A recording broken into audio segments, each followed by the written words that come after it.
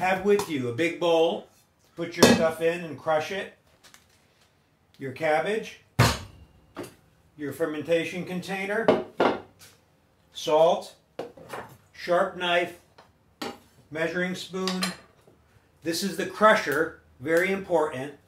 And finally, a scale so you can find out how much cabbage you've got and calculate the proper amount of salt. Okay, step one is to remove the outside or any damaged leaves on the cabbage. You also should have a nice area, a nice size area to work with because it makes kind of a mess. So, chop off the back. You can see this cabbage has got a lot of dark spots on it. It's been in the fridge a long time. Pull it off.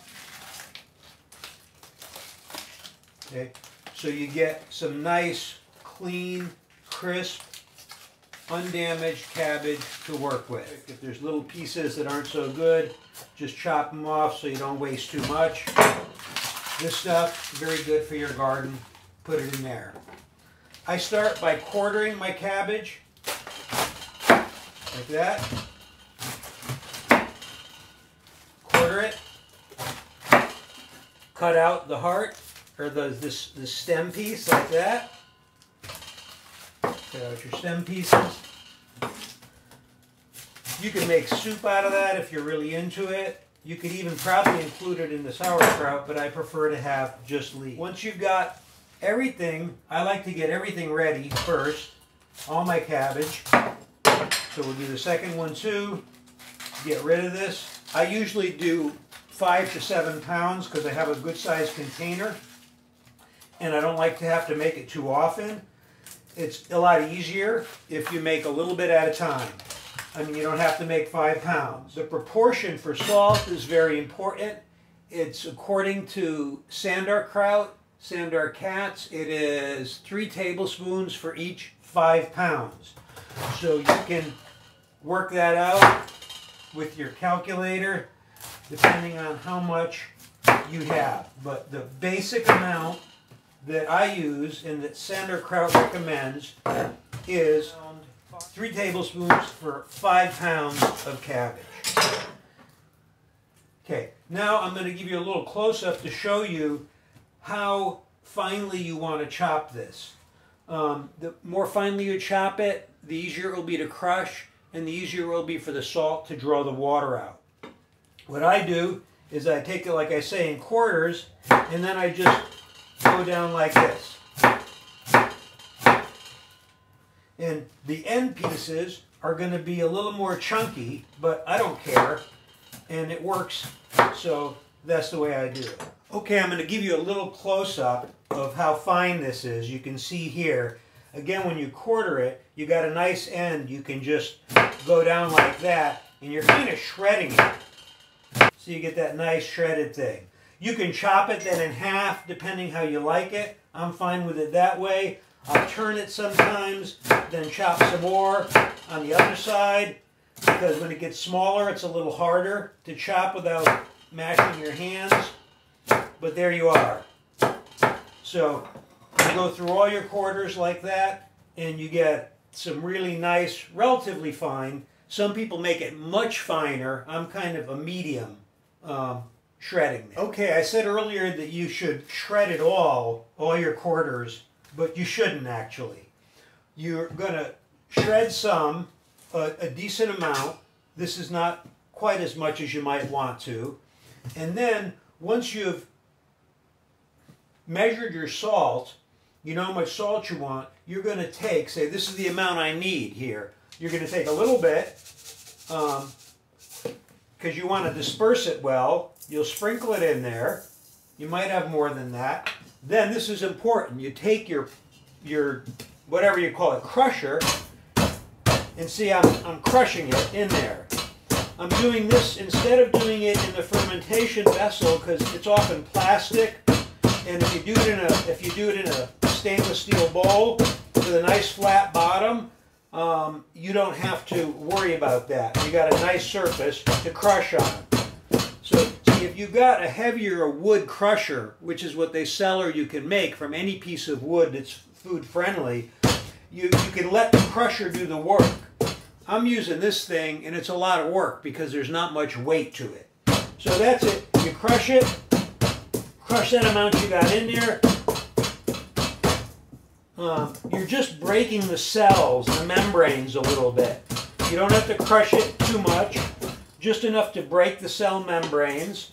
The more you crush it, you'll start feeling it being a little moist, and that's the right amount. Then go ahead, chop some more. After you've chopped it, I'm not doing a lot here, but you get another nice pile, throw it in there, add a little bit more of your salt, and crush some more.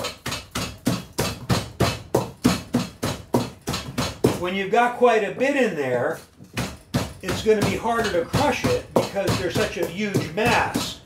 So when you do a bunch like that, then just throw it into your fermentation vessel, like that. And if it's durable enough, give it another crush to get it flat in there. So it takes up as little space as possible, gets an extra crush. A fairly important step is to weigh your cabbage so you know how much salt to put in. Again, at the ratio of 3 tablespoons of salt for 5 pounds. So I take my scale, stick it on there, hit the tare, make sure I've got it set on pounds, because actually grams is easier, but I haven't figured it out. I haven't bothered. Put your cabbage in there, put it all in there. See what your weight is. I've got 5 pounds, exactly, almost exactly. So I'm going to be using 3 tablespoons of salt. Very easy. You've weighed it, put it back out there, get the amount of salt you want in a container so you don't have to measure it all the time, you know, and then as you crush, you just keep adding a little bit till you use it all, but you kind of add it as you chop and crush more so it gets evenly dispersed. Especially if you're making a lot like I am, you know, I will pretty much chop as much as I've got room for, right? And I'll keep turning this thing, this chunk, to make it easy to chop. If you're really fanatical, you'll want to chop it one particular way so they're all the same size, but I really don't care as long as the thickness is roughly the same so that they will kind of get fermented at a similar rate. Again, I might, you know, if I have a loose leaf, I'll throw it off. It's really not a big deal. You don't got to be very specific about any of this stuff. As long as it's, you know, relatively the same thickness so that you can crush it together and so that it will all withdraw, it'll get the water out and ferment at a similar rate. You see, just cut it anyway so you get those last pieces there. And I've got a big bunch here. I'm going to do all this, and then I'm going to just keep adding more here, bunch like that. Take some of my salt, put it in there, crush some more. When I'm done crushing it, I'll put it in here.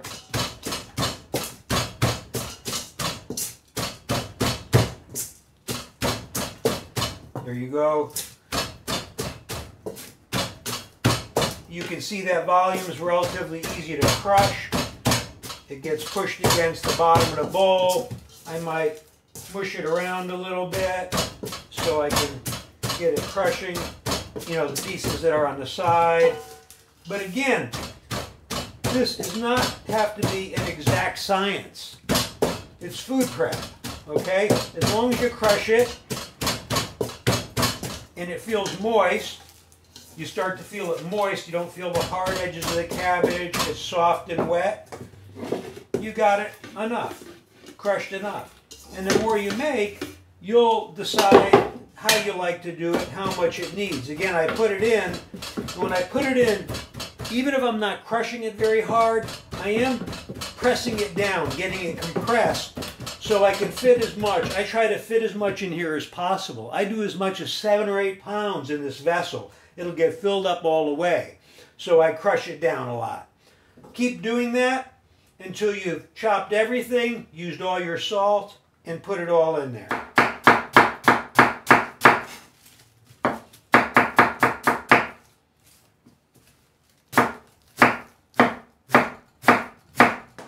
if your knife is sharp and you get the hang of it and you turn it over so you can cut at an angle that's best, you can really roll on this stuff. You can knock out, you know, a few pounds in just minutes. So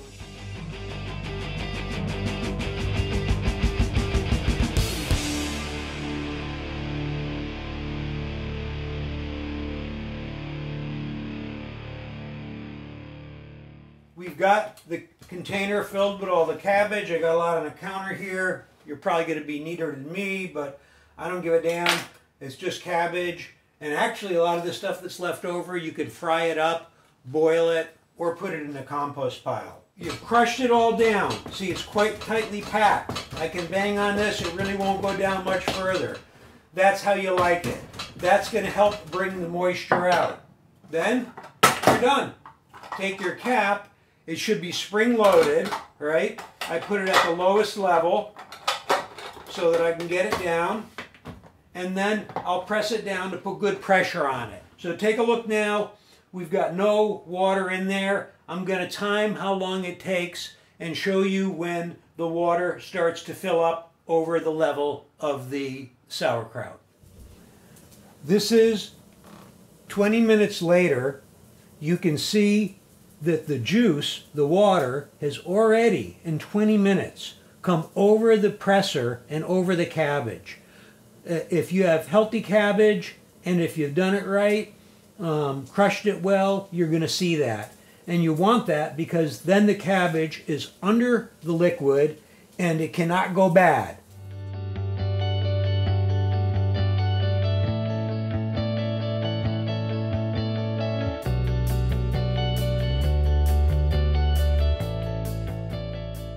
What you see here is something that happens infrequently. Mold has formed on the surface. It never occurs below the water level since this is anaerobic fermentation. When mold occurs and you catch it early enough, as I have here, you can skim it off, clean the sides of the vessel, and let it continue to ferment, and hopefully things will be just fine. You can see that despite the mold, this batch of sauerkraut is fermented just fine. At first there was a little off flavor, but it completely went away and tasted just great.